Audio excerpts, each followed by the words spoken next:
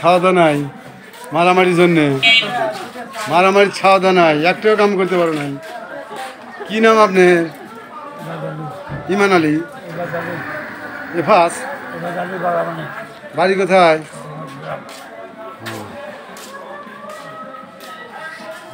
আচ্ছা আচ্ছা স্যার।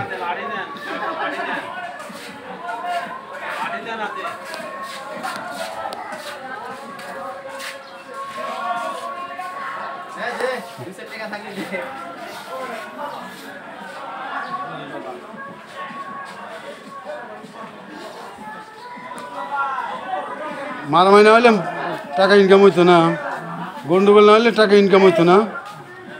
কত টাকা হয়? 400 চাইলে না হয় না। আজকে বসে টাকা লাগে, বলা থাকা লাগে।